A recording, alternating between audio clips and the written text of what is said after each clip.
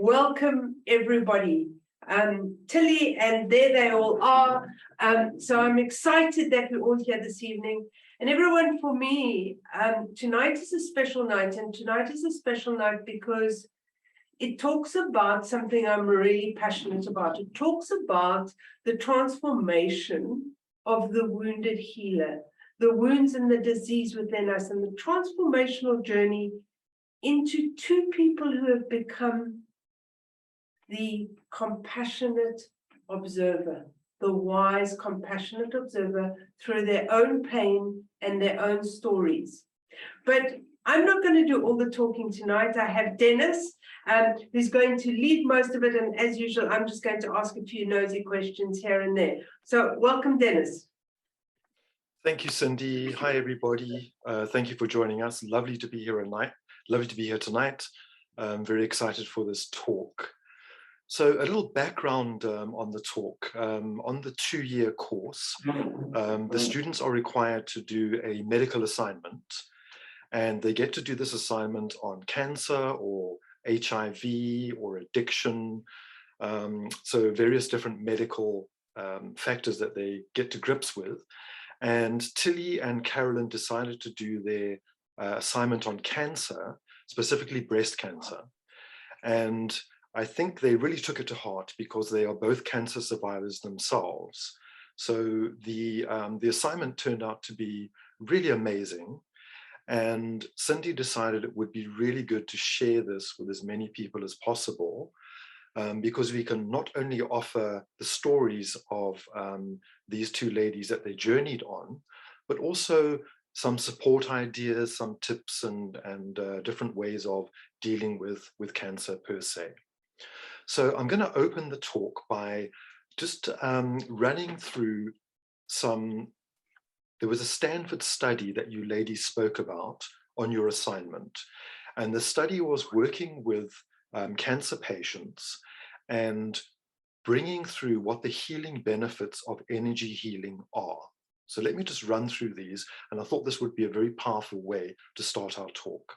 So it was discovered through the study that the healing benefits of energy healing, it removed negative beliefs from the cancer patients, reduced stress, gave emotional support, helped release anger, increased spiritual awareness, brought relationship improvements, assisted with recovery from chemotherapy, or assisted with the recovery to a much quicker degree.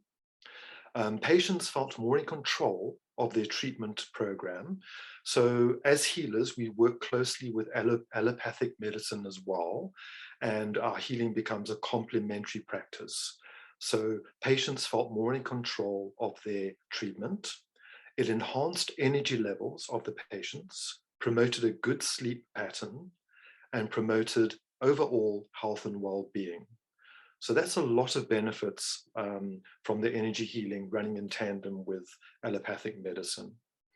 So without further ado, I think I'm going to jump into background stories of the cancer challenges that you ladies went through. And Tilly, I think I'll start with you. I believe you went through cervical and ovarian cancer. If you can just tell us the background of what you went through. Okay, I had, it's 15 years ago, I had cervical cancer first, and then 6 months later, I was diagnosed with ovarian cancer. The journey from cervical cancer to ovarian cancer was an awakening because I realized that there was something that I was missing. Although I'd received chemotherapy, I'd done, everything was fine, everything was perfect. I went into remission, and then suddenly, I was told, do you now have ovarian cancer? And that journey was for me to look inward and to see what is actually happening in my life and where all of this trauma was starting from. And I looked back into my life and I realized that that unresolved emotions that I had as a child, young adult, and basically going backwards and researching it all and realizing that it's all unresolved emotions that was within my body. And then I looked at it, what was really happening, because the doctors weren't able to tell me all these things. I started reading metaphysical books as a kinesiologist, and I started looking up at metaphysical things that were happening, and looked at all of Louise Hay stuff, and then went further in and deep in. And then I realized it's all the emotions that I went through as a child. Perhaps even when I'm now still working on myself, it's also in the womb that I went through the different traumas. And yeah, and that's when my journey begins. I looked at the traumas that were unresolved, and medical science, Western medicine, was not able to help me with that. Healing, complementary healing, was able to explain why my cells were not changing, why it was not healing. And once I started understanding and doing the different metaphysical work, my body changed and it started to heal. And I've been 7 years in remission. Wonderful. Yeah, I absolutely love Louise L. Hay. She's brought so much wisdom to this world. I think she started in the 1980s. And Exactly. we're going to talk about affirmations later, but I think she was the queen of affirmations. Definitely. Yeah. Thank you. Carolyn, would you like to also give us a background to your cancer, please? I believe you had breast cancer. Yes, that's correct. That was about 8 years ago. So for me, I've always known this, and I've known I've carried it through me. My big thing that's impacted my life was when I was 3 years old. I had a baby sister who was 2 years younger than me, and there were two little girls in the flat that used to want to come take my sister and I out and play with us. But me as a 3-year-old child was like, felt left out, felt not wanted, felt I wasn't seen, because these two little older children, little girls, were spending all their love and attention on the baby that was 2 years younger than me, which me as an adult can understand, but me as a 3-year-old let that insecurity, inferiority, the feeling that actually everyone else was more important. My sister was more important, then friends were more important, then husbands more important, and children are more important throughout my whole life. So that is a key thing in understanding my psyche, the way it was. So prior to my cancer diagnosis, I got breast cancer at the age of 44, which is very young. I thought I was healthy. I sort of enjoyed running. I'd enjoy 5K jogs. I went to the gym. I never ate chips and sweets, and never had cool drinks. So I actually thought I was actually living quite a healthy life. But my husband has had quite a few job changes since the time we were married. And he's lost his job, but then he's managed to find another job. And about 2 years before my cancer diagnosis, he got retrenched yet again. And this time we actually realized he wasn't going to be able to find another job in the corporate field. So, but at this time as well, my two children, which were in a cheaper government school that wasn't so financially onerous, had also 2 years before moved to private schools to be able to give them the better high school education that we felt it was going to help with their future lives. You know, it was important to them, and they were loving their school. So we had also gone from a situation where we had cheaper expenses to now huge expenses that we actually weren't used to without the guarantee of income. So my husband spent the next year sort of trying to find business ventures. You know, he used to work day and night. So, you know, I was really left to my own devices a lot. I carried a lot of that financial stress. I was a medical sales rep, and I had been doing very well. I'd been rep of the year previous times, and it was always the top 3. Then all of a sudden my sales started going down.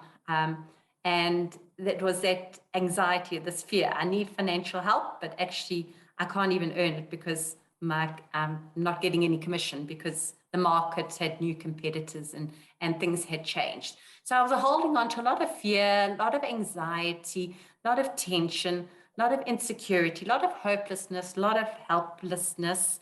I was also very alone. I couldn't really share my feelings because, you know, I didn't want to hurt other people. So I had always learned to keep stuff inside myself. I didn't want to burden other people. I do realize that I was actually burnt out and actually also quite resentful. And yeah, so there were feelings that I was carrying in myself. So, I mean, the big shock was the cancer diagnosis, because now, I mean, I've got no risk factors. I thought I was healthy, yeah, and now you're faced with the life and death thing, the big C word has always been absolutely terrifying. It just creates a lot of fear. So my journey was to actually have bilateral mastectomies. In a way, I was one of the lucky ones. I didn't need chemo. I could cope with bilateral mastectomies, but I did the wounds didn't heal. So I actually, in the end, needed 3 surgeries in order for my wounds to heal. So where I thought it's going to be just a 6 weeks off work and, life will carry on back as normal because I was lucky I didn't need chemo, I ended up being out of work for 4 months because I couldn't drive because my suture wounds were not healing. So that was quite a shock to me. But yeah, it sort of made me also go inside and sort of think, like, why am I not healing? And I had to learn a lot of life lessons, and it did make me go inward, try look for other answers, because you have to find answers somewhere. I want to make sure that I heal. I want to make sure that I'm still alive for my kids. I want to live. So those are all the situations that I had to put through. So what I'm hearing is a lot of contributing factors brought it about, and I'm sure that's the case for many people. Thank you. Tilly, would you like to bring in some more contributing factors from your side? Because I'm hearing a lot of that for Carolyn. I think more or less, I think cancer patient people who normally get cancer are people that are introverts, very quiet, they are big empathic individuals, and lots of trauma that they go through, they don't express it, and for fear of not having to be discriminated against. And I think when you don't resolve those issues and you don't talk about it, that is when the illnesses start manifesting itself. And the body is highly intelligent because it's listening to all of this jargon that you are talking about and keeping within yourself, whether it's hate or anger or fear or abandonment issues or childhood trauma. And and overnight cancer cells produce themselves overnight. So you keep these things stored for years, and then suddenly you have one stress factor, and then cancer starts appearing in the body, and then it's a spiral down. And those are I think all is low vibrational thoughts. I always tell my patients, keep your vibrations high because your body is listening. It's highly intelligent. It's listening constantly. And we always give our power away because we think we have no power over our body, but we do. And as soon as I started talking to my body and telling my body, you are healthy, you can fight this, you have every strength, and getting my mind, which normally resides in your heart area, getting that wisdom going, that was one of the most powerful things. And it happened that my body started to listen, and it started to work. Okay. And I'm also hearing quite a bit about self-love, I think. Yes. I know that Carolyn mentioned that in our talks previously. And even Louise L. Hay, if we go back to her, I'll just read you a quick affirmation from her because that is very succinct for self-love. Louise L. Hay said, if you can repeat this affirmation, then you would say, I lovingly forgive and release all of the past. I choose to fill my world with joy. I love and approve of myself. So I think that I love and approve of myself is a very big stretch to get to in a lot of life situations. Yes. But that's probably the best case scenario that you want to tend towards in your healing journey. Carolyn, if you want to just tell me, a bit about your self-love that you tapped into. So, like I said, up until 44 years of age, my life was important because I wanted to make my kids have a happy childhood. And So it wasn't really about me. It was about me helping them and giving them the childhood that I wanted them to have. So, lots of sacrifices. I was also not really focusing on me, because now my kids have gone to high school. There's extra running around on weekends. You're actually quite exhausted, but actually I could never say no, because I wanted to give to my kids. So my daughter needed to go somewhere, or my son needed to go somewhere, I was always available. So it was never about me. It was always about putting them first. I didn't believe, if you'd asked me, the pilots always say, if you need oxygen, give it to yourself before you give it to your kids. I never believed that. I would have told you it was rubbish. But with the cancer diagnosis, now it's a shock, because you think you're all healthy and you think you're doing things right, and you're young. Now why are you getting it? So you have to go introspective to try think what answers are. And I mean, one of the things that I actually realized, I was my own biggest critic. I'd always sort of say, no, you can't think that, or you can't do that. Other people that's the reason why other people were thinking like that, or said that, because I could always understand and understand where they came from.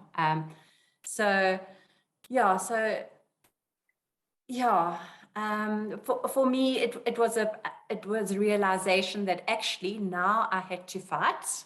I'd wanted my kids to have a happy childhood, so I must make sure I want to have some control and do what I can to help myself. Yes, I'm going through all the surgeries, I'm taking all my vitamins, I'm drinking water, I'm lying in the sun, I'm doing all the other stuff, but what else can I do to help me help myself, so that I'm there for my kids? The last thing I wanted is my kids to have gone through that trauma. I wanted to minimize it.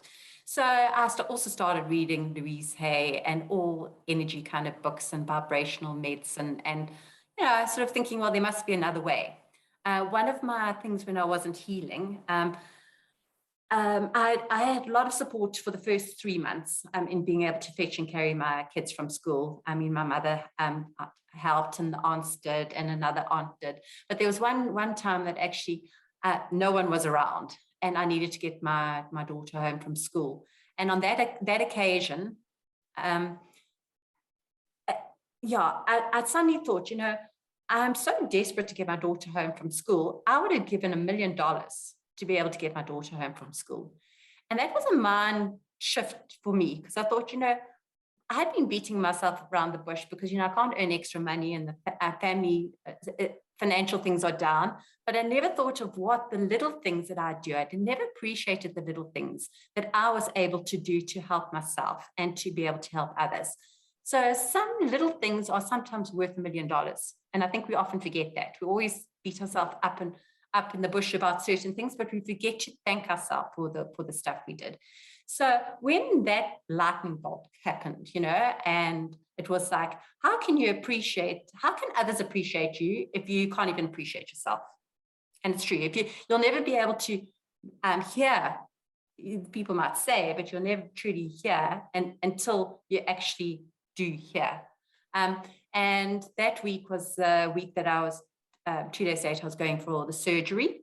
It was the last chance for healing. Otherwise, my prosthetics implants would have been taken out.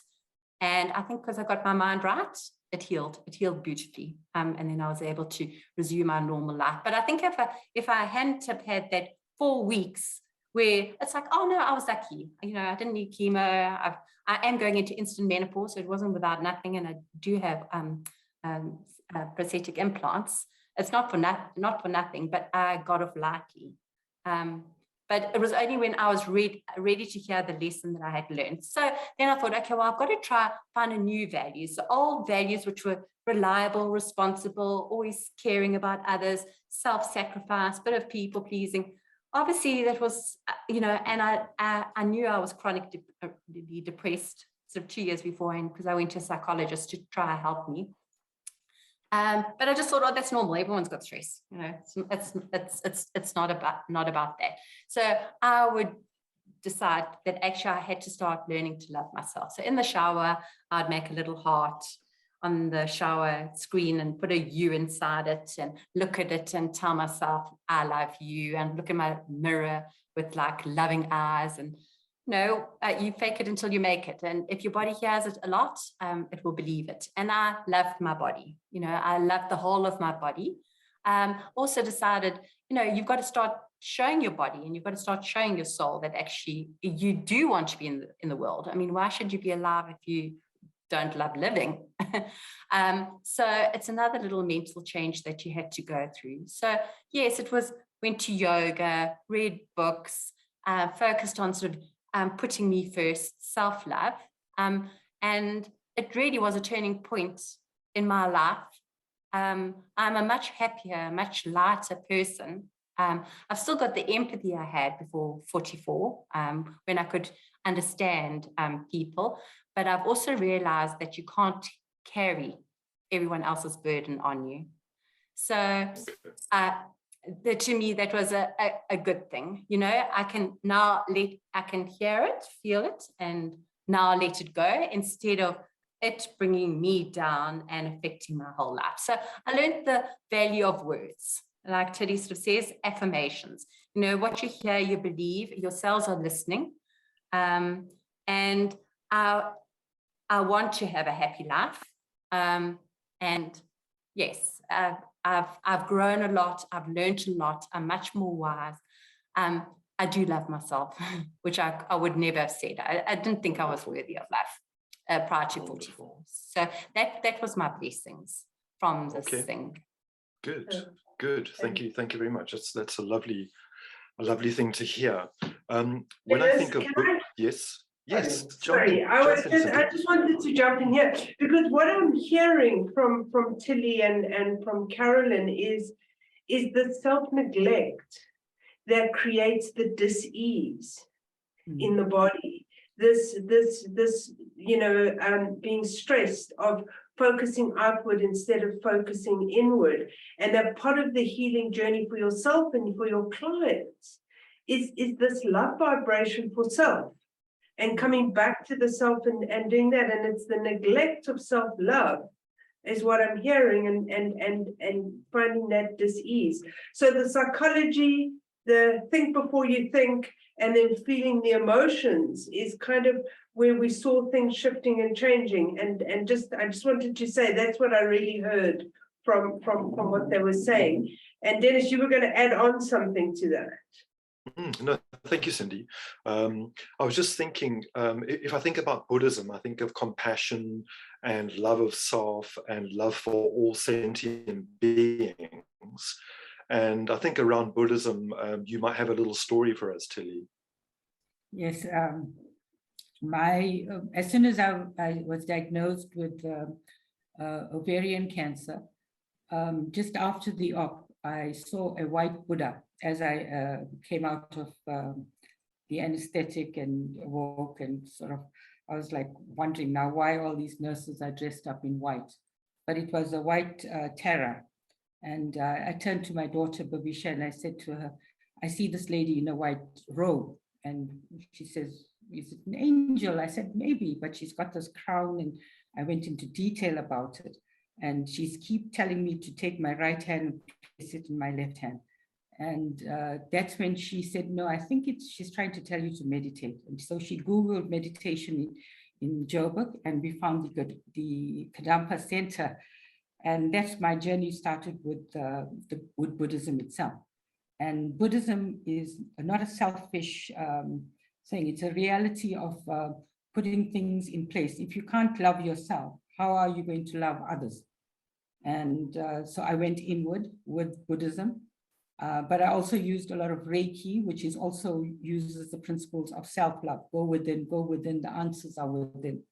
And through meditation and constant practice of Buddhism, I began to find great compassion for myself.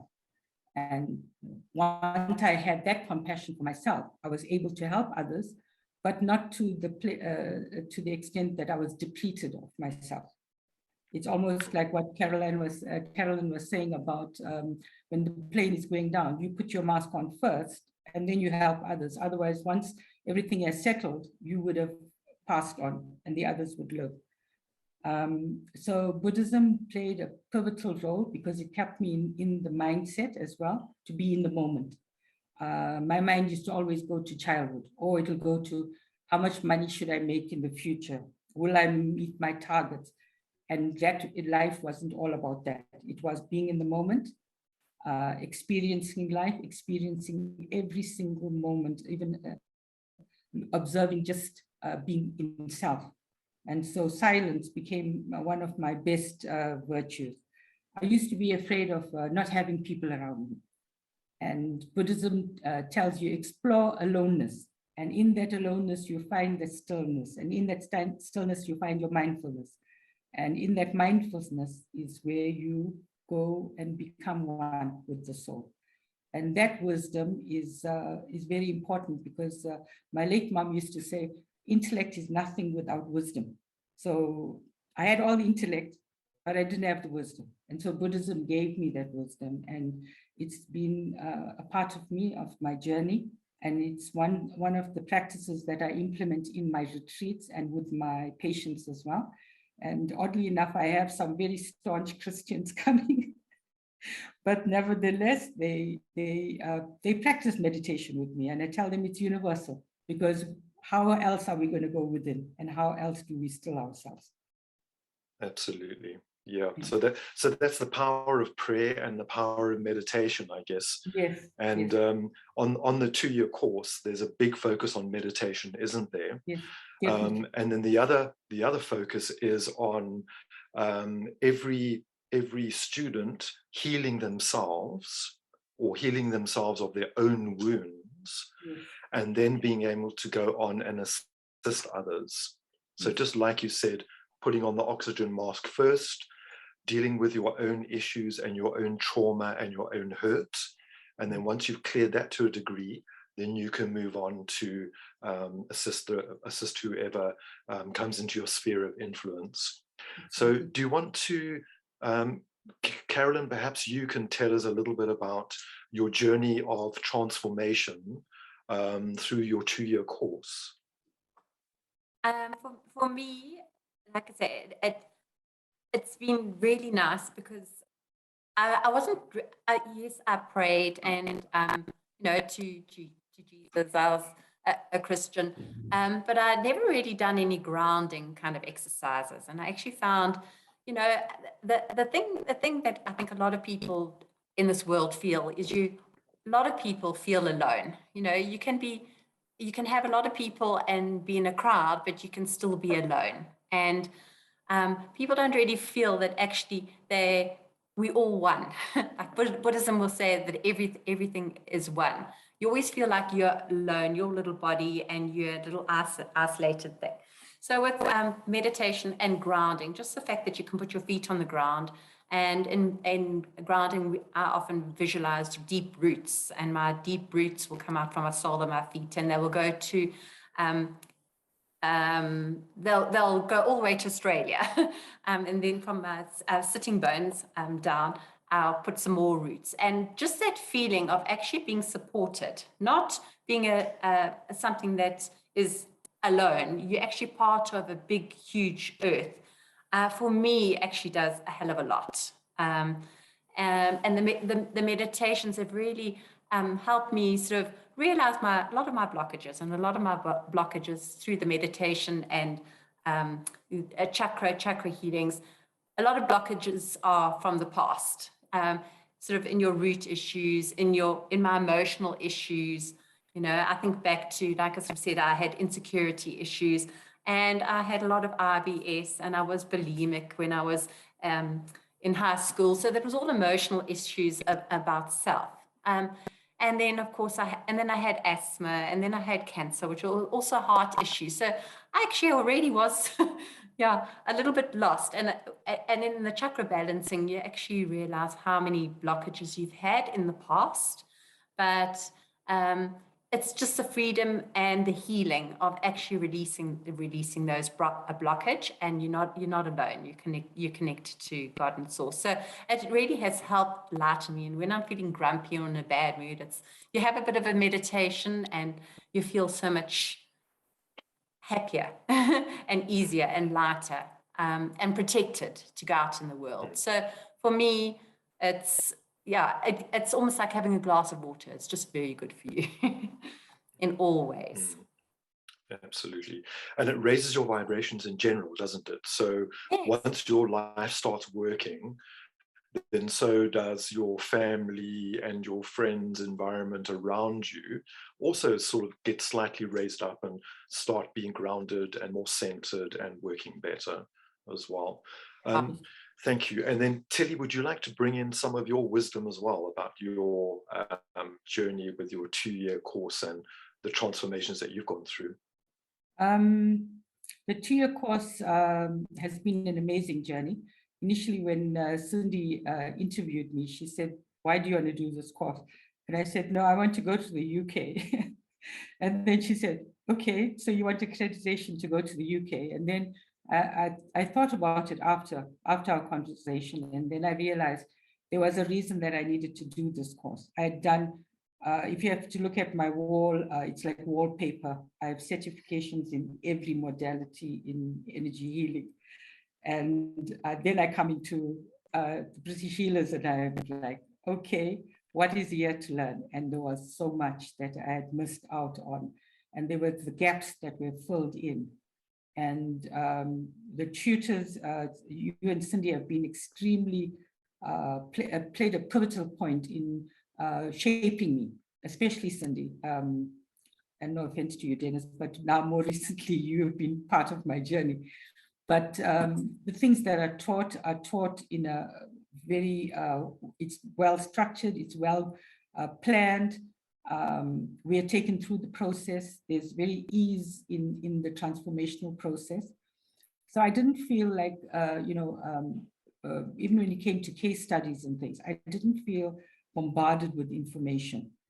Everything that was taught to us was spoken in such a manner that everyone is able to understand with ease, and the process that you all took us through. There were moments when I would come in on the first day and be extremely exhausted from working with all my clients. But once I was with y'all's energy and the help of advice and so forth really transformed who I was. And I started to look deeper and inwardly more as a healer.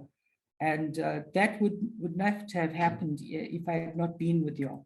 I think there were definitely gaps in it. One of my favorite ways of healing doing the chakra balance now is with the chair. I didn't think it would actually be a profound experience, but every single person that sat on the chair, and I thought, no, they're going to fall off, they're going to nod off, they're going to snore. No, wonderful experience.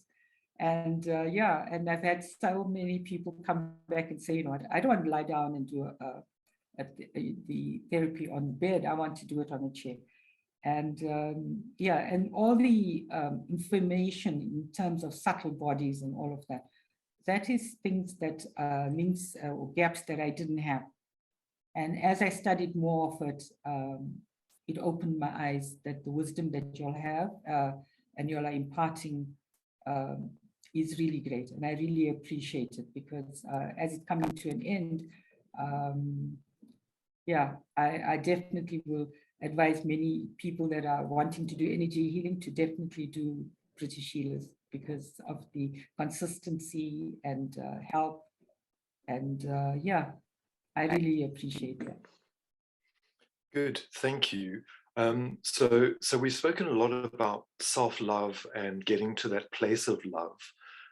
Would you like to take us through a short meditation, a heart-centered meditation? Okay. So that people can experience that love for themselves. All right. I want you to bring yourself to a comfortable position. If you're sitting on your chair, try to keep your back upright, your right hand in your left hand, your feet firmly on the ground. Breathing in, positivity, breathing out, negativity. Keep your eyes closed and come into your center, to a center of stillness. We are going to connect with the heart chakra, which is in Sanskrit refers to as Anahata.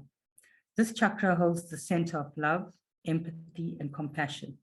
Anahata means unstruck sound in Sanskrit, and it's represented by the element air.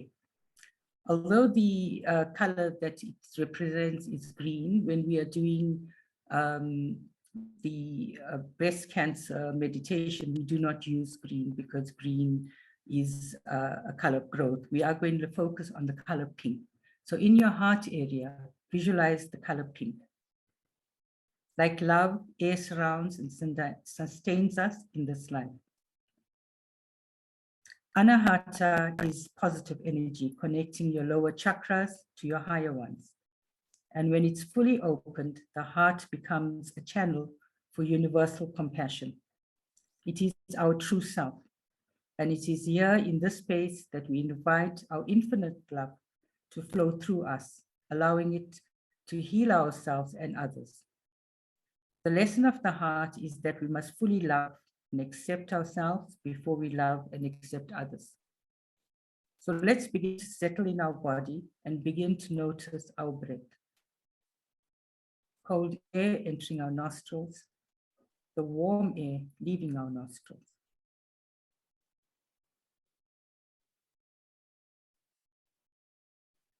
Now spread your collarbones wide, opening up the space that holds your heart. If it's comfortable for you, you can bring one hand to your heart and the other to the top of your belly button. Bring your awareness to the space as it surrounds your heart. And notice the space, the rise and fall of your breath. As you inhale, feel your belly expand and fill your lungs with fresh air. And as you exhale, feel your belly contract, emptying out and creating a space for new awareness.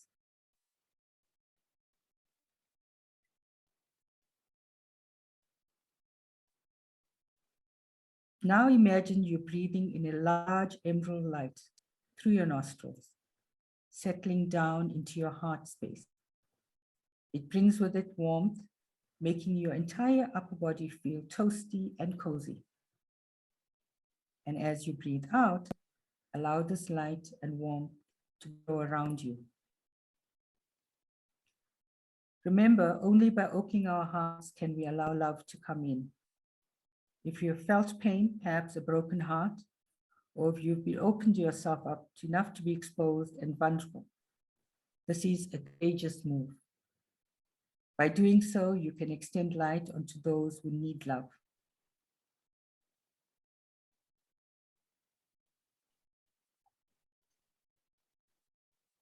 Take a moment here to call to mind someone or multiple people whom you love. Bring their faces very clearly into your mind's eye. Now allow the love to radiate from your heart space out into the person or people.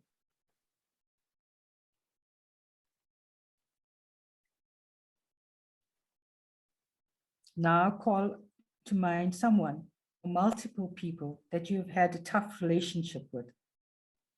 Bring their face clearly into your mind's eye.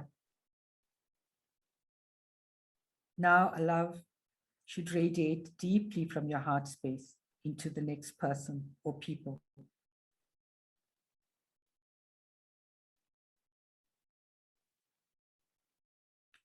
Now call to your mind yourself.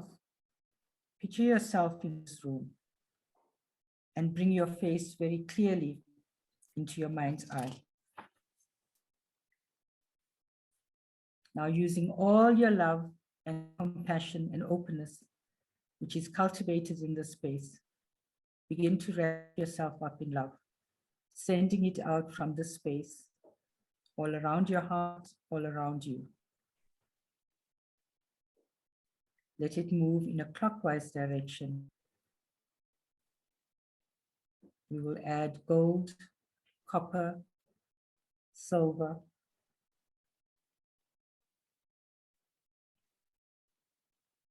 light to this area.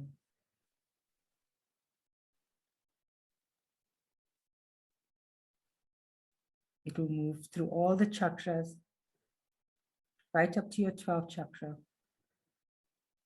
return to your crown, to your brow, to your throat, back to your heart, to your solar plex, to your sacral plex, to your base chakra, and finally to your fifth transpersonal chakra. And once again, it will return to your heart, an area of expression. Breathe in, positivity. Breathe out, negativity. When you are ready, wiggle your feet, wiggle your fingers, and gently open your eyes.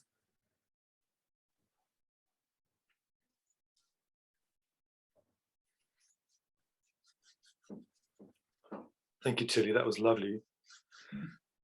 Well, if I wasn't feeling love before, I definitely am feeling love now. Thank you.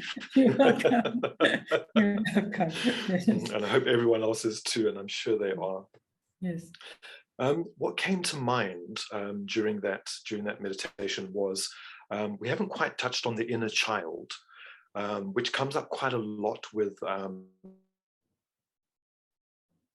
trauma.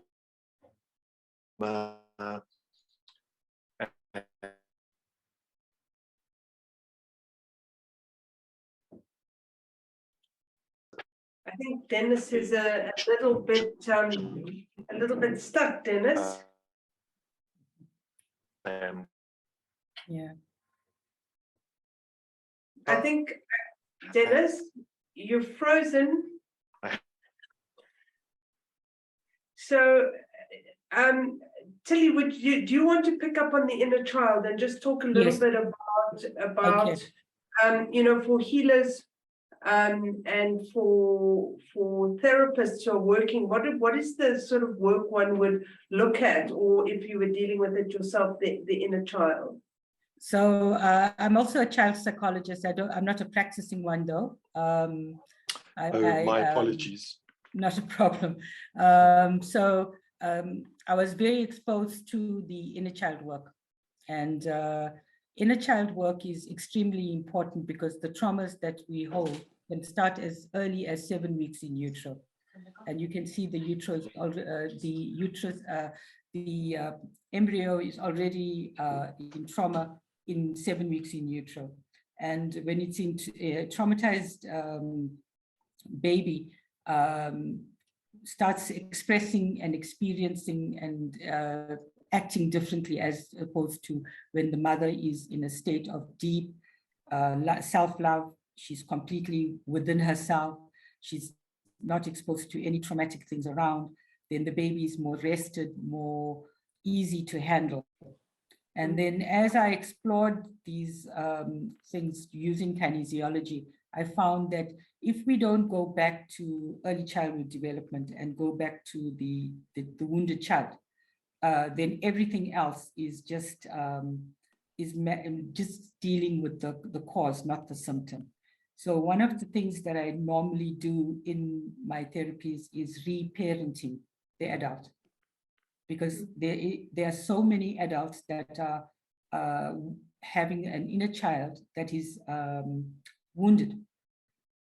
And these wounded children are the ones that cause a lot of hurt and pain to others as well. And vibrationally and metaphysically, they would attract people that are similar in vibrational energy, and you find their relationships don't work, finances don't work, everything doesn't work. They don't even function as a human should. Their conversations around things are like very naive and very far-fetched. But once you work with the inner child and you heal that inner child and you teach the adult how to reparent themselves and how to focus on themselves, going within, going and finding that self-love and basically repatterning it, you then also prevent a thing called generational repatterning, because you find that if you are wounded as a child and you don't deal with those issues and don't remove those traumas from your DNA, once you have your kids, those are passed on through your DNA, and we need to repattern that as well. So you have many, many generations experiencing the same trauma, but in different packaging. Mhm. So the And wounded challenges. Sorry, and just to interrupt, do you feel that now impacts into the disease, which could then impact into the cancer as the disease of the anger and the hurt compounds in a certain area, depending on where the trauma is, that will then that disease would then manifest into the cancer. So in Most order to heal, together with medical doctors, you do the physical of the medical doctors, but alongside this, we're healing the energy in order to then go into remission or to heal. I like to use the word actually heal. Like I've healed this. That's kind of the word. So that's really so you would suggest inner child work with an energy healer as well as with the psychologist to really do a deep dive into those hurts. And Caroline, I can see you want to say something around that. Yes, I mean, definitely. I mean, your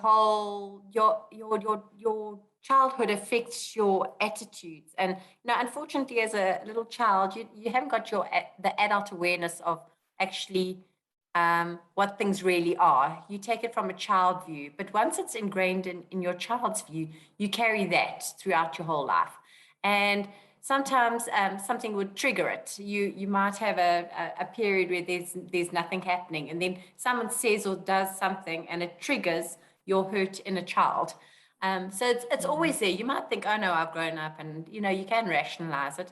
But I mean, even though I knew probably in my 20s or whatever that actually I found the source of my insecurity. I'd never fixed it because that just was it was. I took it as belief. So, in order to heal yourself, you actually realize you needed to love yourself, and all my values actually had really been wrong. And I had to give myself love. This was heart chakra, it was breast. I wanted to be able to love my kids. So I had to give myself that self-love because I realized the power of words and the power of thoughts. The words that you say, your body hears. The thoughts that you express in your mind, your body believes. Even on a sympathetic, parasympathetic nervous system. Gut feel, all that kind of stuff. Your body responds to your words, and your body responds to your feelings. So to love yourself, you would treat yourself as you would maybe as a best friend. If you don't know what love is, if you don't know how to love yourself, maybe take the approach of, treat me like I'm your own best friend. And then you might give yourself more love until you start realizing the vibrational beauty of love and how it lightens and it's seen. The people at the work sort of said I was much lighter after I started to heal because I changed my values. So my value before was other people were always better and more important than me, and I was not important. My value after was I so appreciate and I so love my body. I've got so much gratitude for my body. And I now believe that actually I'm supposed to be on this earth. I'm not just someone who was plonked here and I shouldn't have really been here. So those are big fundamental changes. And if you want to keep yourself happy, or if you want to keep yourself healthy, you have to love yourself, because why would your body, if you keep on telling your body's ugly and, this is wrong with you and that's wrong with you and why did you not, you can go into chronic depression, and you can see people that are depressed, their life force is just sucked out of them. They are just walking as zombies on the earth because they're so inside their mind. But yeah, love heals everything. And I say, even if you don't feel that you've got a support structure with you, there's also self-love. It does a trick. Look at yourself in the mirror. Give your own. Don't expect it from other people. Other people going through their own inner child, they often don't see your pain or can't give you love in the way that you want to give them. Look from it from a different source. Look at it from the earth. Look at it from your spiritual, whoever you aspire to, and just feel the emotion of love in your body, and then you will be a different person. you know, Thank and that's a way to keep healthy too. Thank you, Carol. I think that's very important. I'm going to bring up a question, Dennis. We've had a question from the audience. The question is, I wanted to ask before I forget, answer at the end. Okay. I have been in an abusive marriage for 25 years. 14 years ago, I heard from you that this could manifest in and a cause of cancer. I was diagnosed with stage 2 cancer, which spread to the lymph nodes, age 63. Could those years of intense stress and coping be a contributing factor? Or is it recent years of stress, diet, and environmental causes be triggering my breast cancer? Thank you. And that's from Anonymous.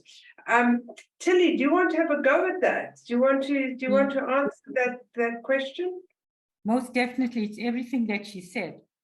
But 7 years before you can even get cancer, that's when the trauma starts. 7 years. So she's definitely had all the trauma from abusive marriage, and then obviously lifestyle, diet, and all of the other contributing factors would have developed and caused the breast cancer. So we normally think breast cancer or any cancers just happen suddenly. It's a process. It takes time, and then once it's developed in your body, then it overnight those cancer cells start developing. But 7 years prior, she had to go back. She would see from the first time she experienced the abuse and the shame and the abandonment and disillusionment, all of those low vibrational feelings. That is the stage was set for cancer. So the next question is, what about people who were abused as kids? I had an abusive childhood and Baal already suffer from autoimmune disease. So although it's not cancer, I don't know who would like to talk about that. Tilly? Yeah, the autoimmune diseases are definitely all emotions as well. Every disease you look at is based on emotion. So especially like lupus, it's coming up every single patient that you have on the bed. They've been diagnosed with lupus. And medically, lupus means we don't know what's really happening with you. But metaphysically, we know that it is the unresolved emotions. And people with lupus don't speak. They are great empaths. They tend to bottle things up. And then you have people with arthritis and rheumatoid arthritis, the acid, the bitterness and the anger and frustration in the body literally creates acid in the body. And this then creates a disease. And it's too much of acid in the body. So yes, energy healing will help. It will help with going within. It will help with balancing the chakras. And obviously, cord cutting, one of the things that you're doing as a course, that would be a great thing to cord cut all the people that are, some people physically need to do that, the cord cutting, so that they can cut off people that are being toxic in their lives. And I think that would be a great thing to start. Even they could do a course with you and go for the energy healing and let an energy healer do the cord cutting for them. But definitely autoimmune diseases are unresolved emotions. Thank you. Dennis, I've got a question for you. From Anonymous, as a sufferer, do you recommend having energy healing or learning it ourselves? Excellent question. You can't get by without doing the work is my bottom line statement. So we all have to do the work. Even if you go to an energy healer, you are making a decision to start your work. I would say go to an energy healer and then see what transpires, because you just might have some lovely insights or some lovely inspiration on where to start your healing journey. Thank you. We don't seem to have any more questions. I'm just popping that in the chat, the codes for the event. And Dennis, I think, hello from Portland, US. Dennis, is there anything else we need to wrap up? Are there any affirmations that we have? I'm not sure. I think Tilly's got a lovely affirmation to round the evening off for us. Okay, should I do the one that I do? Okay. So the one that we are going to work on 2 energy points, which are our worthy points. I love myself. I love myself. I love myself. I am enough. I am enough. I am enough. Lovely. Thank you very much. That reminds me of the emotional freedom technique and tapping, Yes. which is becoming more and more popular amongst Yes. the medical fraternity. So Yeah. maybe you should have done it, Dennis. Oh, So, wonderful. everybody, to the people on the call, to Carolyn and Tilly for showing up. I think it was kind of like, where did that come from? But it's worked out beautifully, and Dennis for holding the energy, helping, supporting both Tilly and Carolyn and myself in pulling tonight together. And to each and every one of you who have showed up, thank you for joining us. I hope it was informative. Please reach out for the school. And if you're in Cape Town on the 24th, come and connect with us live. Dennis is cooking vegan boerewors rolls. Not really, but there will be a vegetarian boerewors roll option. And for those of you who are in London, we will be connecting in London on the 27th, 28th of November. So you're not going to miss out on that. But one and all, thank you so much for supporting us. Thank you for being here. And thanks for a great evening. It was wonderful.